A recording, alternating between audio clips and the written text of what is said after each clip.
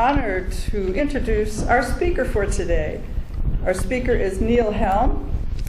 Neil is a near-death experiencer and serves on the board of the Virginia Beach chapter of the International Association for Near-Death Studies, or IANS. He is also on the faculty of Atlantic University, where he conducts research and assists students with their research projects.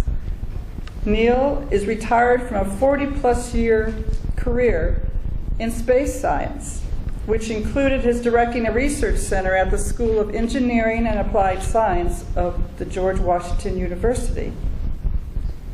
As a child, Neil had a dramatic near-death experience that was spiritually transformative and ultimately led him to pursue his master's degree in transpersonal studies.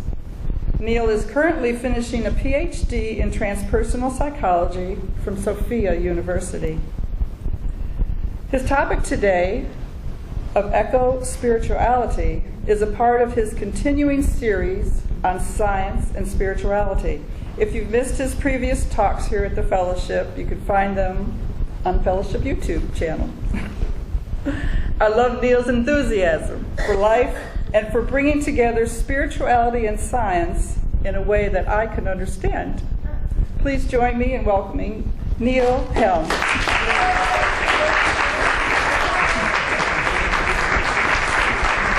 Thank you.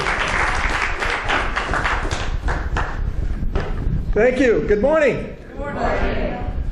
For all those kind words and in the flyer that went out, I'm not sure who wrote all those nice words about that I wander in the fields of physics and metaphysics, without getting them mixed up too much. Anyway, kind words. Thank you, and thank you for the fellowship. You always honor me, and I'm always pleased to be here and share with you.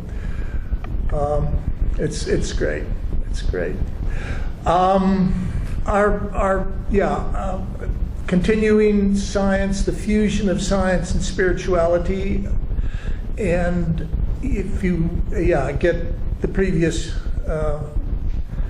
YouTube ones, but I've talked on the cosmos and the great planets and their overall effects, and then down to the smallest particles of quantumness, quantum mechanics, quantum particles, and how they have intelligence and perhaps answer to a creator. And I'm taking a course in my doctoral. I have one more after this. I'm taking two now, and I have one more, and then all but dissertation is left. So I'm getting towards the end. It's good.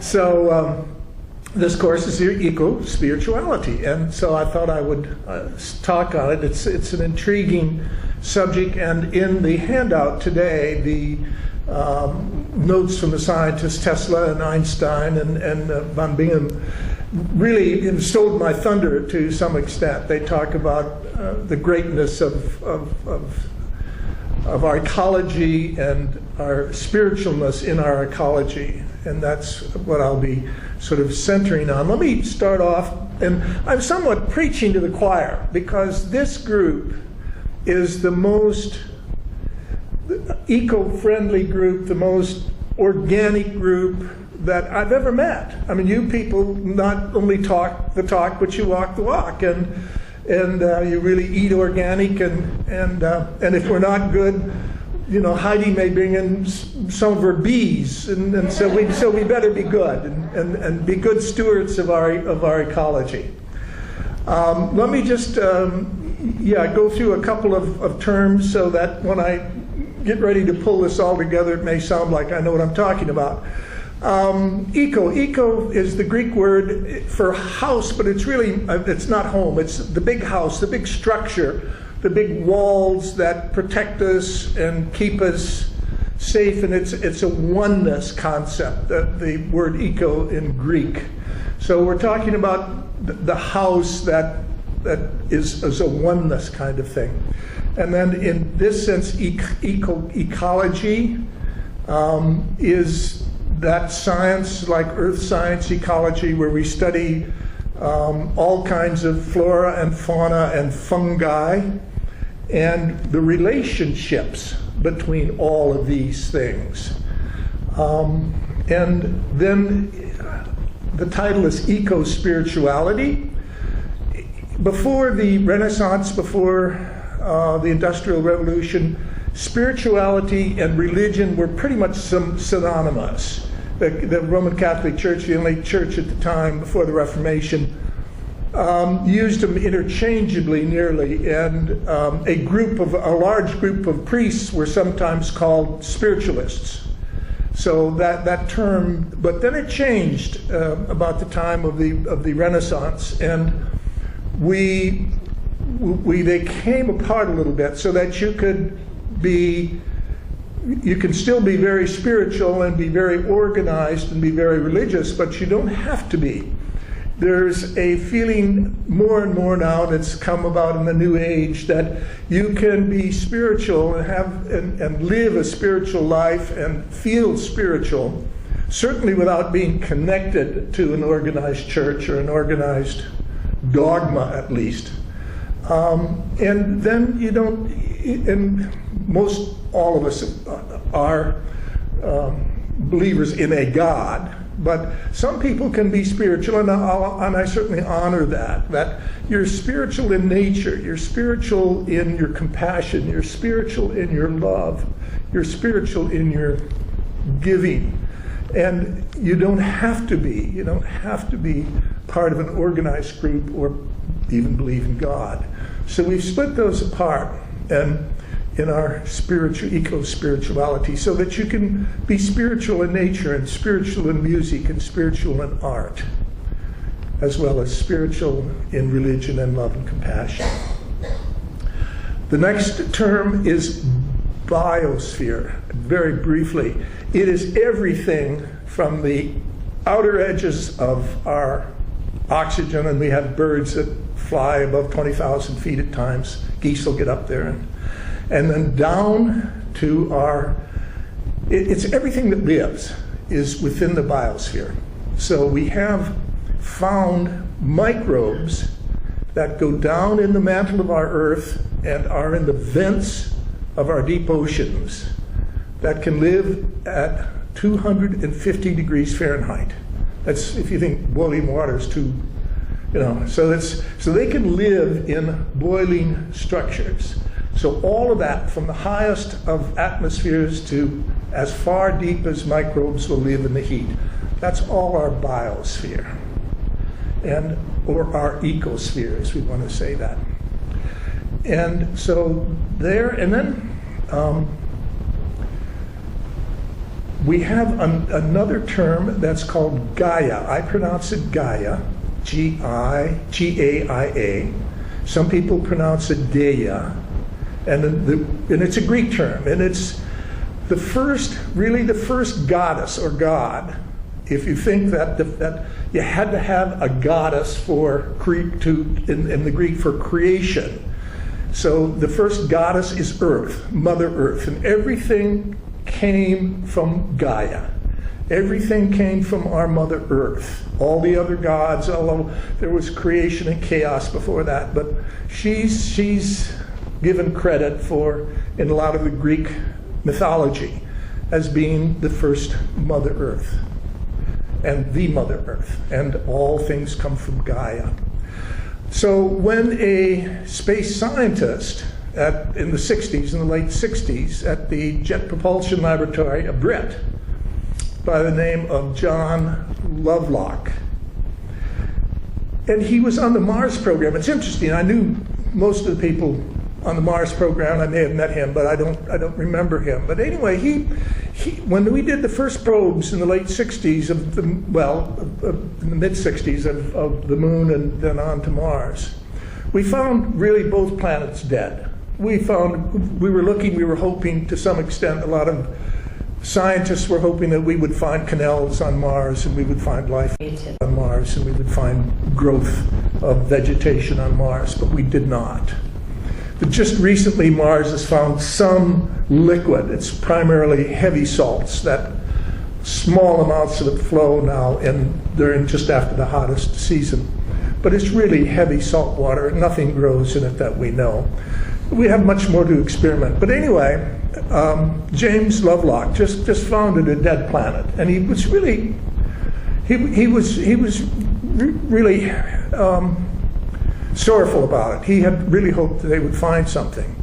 And so he went back and he looked at our Earth, and especially, and I've read some of his writings, and he said, you know, you go into a huge forest and you start digging down just a few inches and you start hitting roots, and you realize that all of these roots are interconnected. All of this whole system, and even as it extends out into a desert area, all of these roots have a life, have a being that's, and you know, that's like the things above ground. But and then he felt that it really is a complete connection, that we are connected with all of those roots and all of everything below, and the same thing with our oceans. And the joke is, of course, the one fish talks to the other one and says, you really think, and I hear sort of a boat engine going over, you really think there's life up there? The other fish said, no, of course, that couldn't happen. I mean, you know, they can't live outside of water. Life can't do that. So, but we can put it all together. We can put it all together. And this is what Lovelock did with what he called the Gaia hypothesis. So we have now a science hypothesis that says everything is interconnected. We are one, but we're not just one with we the people. We're not just one with, you know, our families, but we're really one with all of nature. And this goes back to, if you go back to our Aboriginal, to our early tribes, to our early societies, they nearly all had this same concept, that there's a oneness in all of these things that we have, and they had their gods or their dharmas or their different things, how they believed this all came together. But most people, even going back to the early societies, if you can read the early Sanskrits and read the Vedas and the first writings, and you'll see that there was a oneness. There was a oneness with all things. So this isn't a new concept. But Lovelace sort of put it into that. And then a professor at Amherst, Lynn Margulis was her name, she even went further and said, this whole connection, this oneness with nature and all humanity has a soul, has a being. Well, the material scientists really came down hard on that, as we can suspect. Because, first off, they don't even acknowledge God. So they really have a lot of trouble. There were 3 or 4 Gaia conferences that took place in the 70s. In the 80s and down, the last one was in the state of Virginia. And there may be more.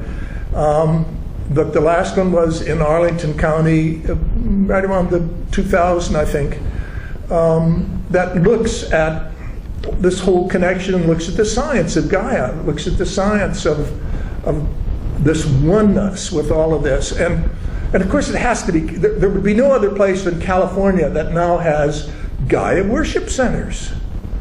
And so you can find them outside of San Francisco. And so this science is, you know, when it can get around a little bit, the material scientists, they really, and they're not bad people. They're not, you know, they're not stupid people. They're not ignorant people. They're not bad people. They just lost the path a bit. They've strayed. They've strayed away from God. And that goes to this, going back to the Renaissance and Descartes. You know, I think, therefore I am. I mean, my being is involved with my thinking.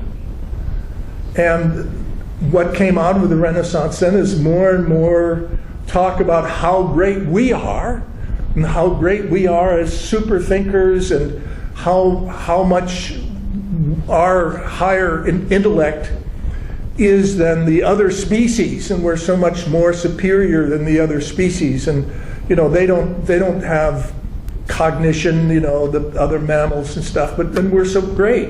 And so therefore, if we're so great, then we're like God. And you can follow that logic, and you're an atheist or an agnostic, or you just don't believe in God, and you think that you're very important, and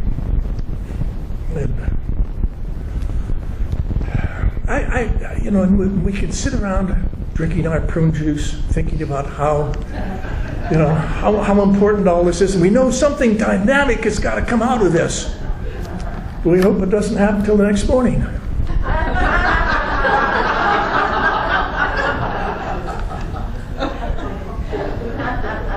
So the materialists really come down every time we use God, or we put God in our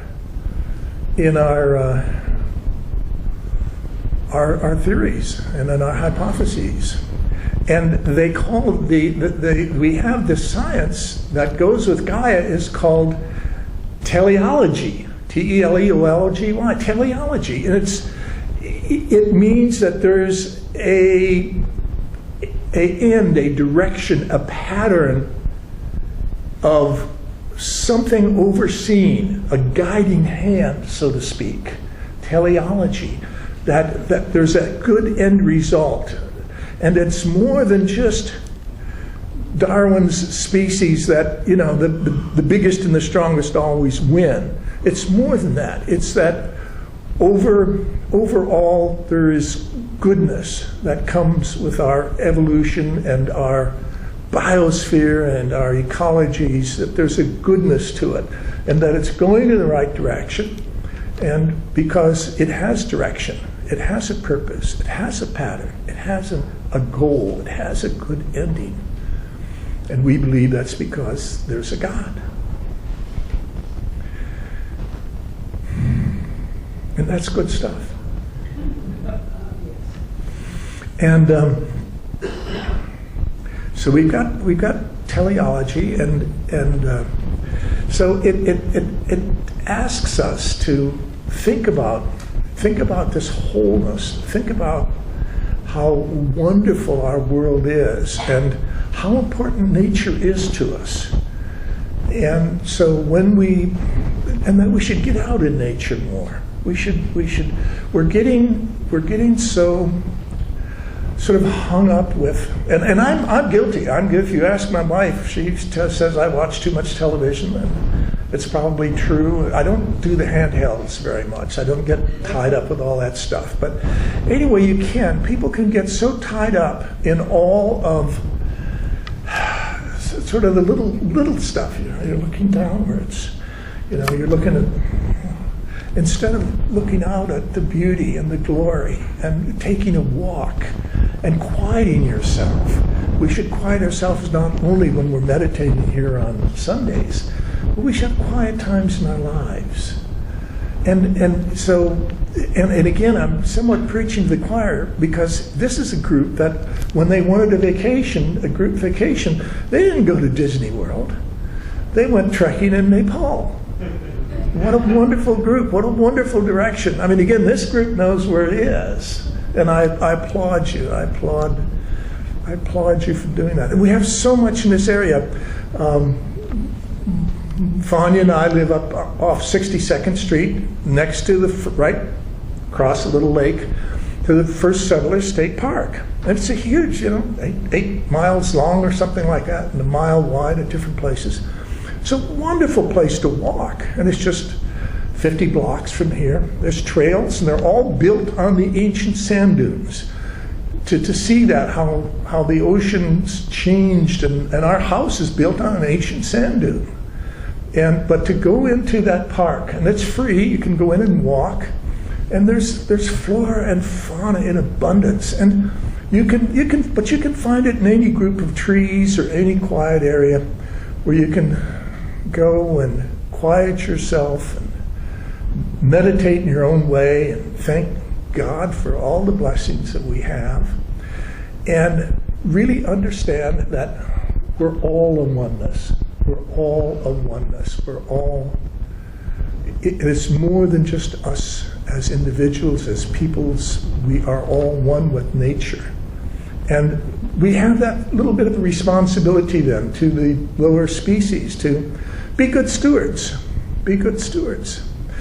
And I won't belabor it, but a thought that I had just because it was elections a few days ago, how important it is for us to think about writing our local officials, our state officials, our national officials, and telling them how, if we believe this, I mean, don't do it if you don't believe it, of course, but if we believe how precious nature is to us, and how, at least, it seems like many of our local officials are the same ones we've had now for a while, and they're just bottom line materialists. They just dig stuff up and throw stuff away and take down mountains and cut out canals and really rupture our beautiful earth. And if we don't like that, I think we should write these people and say, you know, we really honor our biosphere, our earth. We want to protect it. We hope you will too. We hope you will have legislation and that you support for good environments and of course global warming is a whole thing in itself. But and interesting enough, most officials, and you don't have to write a big perfect letter, just write it out by hand. It doesn't have to have every word spelled right, but just let these people know that you really want to protect our environment, and then perhaps say, if you believe it, say, I will only vote in the future for officials who really support our environment, and leave it at that. So there's a oneness. There's a oneness in all of this that's so harmonious, that's so perfect, that's so beautiful, so godness. And when we do our final ohms here, when we did one another meditation, and we do our little song of oneness, every breath I take, every step I take, the oneness. Think not only of the oneness in our special people we put in the circle, and the oneness of all of our people, but think about our oneness of our habitat and our biosphere and our ecosphere, and all the species, all the animals, include them all in our oneness. Thank you.